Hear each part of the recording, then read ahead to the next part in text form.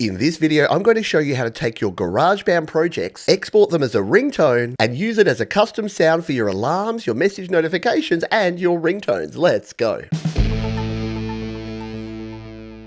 So if when you hit share here in GarageBand and see the ringtone option, you think to yourself, who uses ringtones in 2025? Well, you're not alone. But the cool thing is, if you use your iPhone or your iPad for alarms or for messages that you want to be notified of, you can use your own tracks and export them as a ringtone and then use them for all of these purposes. Let's show you how. So here's the project I've created here in GarageBand. It sounds like this.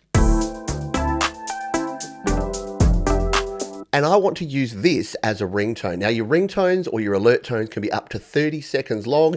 If your file is bigger than 30 seconds, it will automatically reduce the size. But this one is under 30 seconds, so should be fine. What I'm going to do is close out of that one and then tap and hold and then hit the share button here. This goes to your standard sharing, which you've probably used before to share as a WAV file. But this time we're going to hit this button, ringtone. There's really only one place to save it, which is here in your ringtones. If you drop that down, it's just going to show you the rest of the ringtones you have there. All we need to do is hit export, and it's going to export that as a ringtone. Now from right here, we can immediately use the sound as, but I'll also show you the settings where you can set these up. If we tap on use sound as, you can use it as your standard ringtone, your standard text tone, or you can even assign it to a contact. So if you want to just create a ringtone or a text tone and use it as the default, you're good to go. You can hit those buttons and you're done. But I'm going to show you how we can use it in even more places that you may want to check out. The place I like using custom tones the most is my alarms. So to get to those, we tap on the clock here on your iPhone or your iPad, go to alarms, and you can see I've got an alarm set here. Let's add a new one because 3 a.m. sounds like not a fun time to get up. So let's make one for tomorrow at say 7:30 a.m. That sounds more reasonable. Now you can see here under sound, this is one of my previous ringtones I created, but if I tap on that one,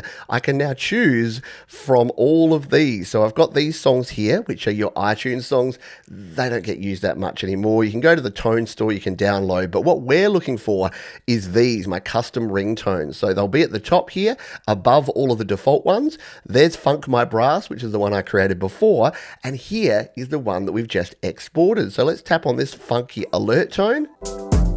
And there it is, it starts playing that back. Sounds good. Hit the back button, hit save. Now tomorrow, with this alarm on, let's just turn that 3 a.m. one off. With this alarm on at 7:30 a.m. tomorrow, it's going to play my funky alert tone. Another place we can use this is your message alert tone. So if we jump here into settings, the easiest way to get to this is to just type messages and it will go to messages here. Now where you want to go is notifications, tap on that one and then come down here to sounds. You can see here I've got Funk My Brass at the moment. If we tap on that one, this time all your default ones are up the top here, and for whatever reason, all your custom tones are down the bottom. So if we wanted to change this as well, we just tap on that one, funky alert tone, go back, and we're all set. Any of our alerts now that come in for a message, instead of the uh-oh or the ding, we're going to get our cool track as the tone. And here on the iPhone, at least in iPadOS 18, we don't have the phone app, so we can't add this as a ringtone, but that's simple too. Just go into your settings, go to phone, go to that same notification and change your ringtone and you're good to go. And what about if you want to use maybe a different sound that you didn't create in GarageBand, where you can actually import audio using the loops browser here, the files option, and import any audio file. And you can even convert video files to audio files and then use them as ringtones and alert tones and alarm tones. And I'll show you how to do that in the video that you can see there right now, as well as down in the description. I hope you found this one useful, and I'll see you next time.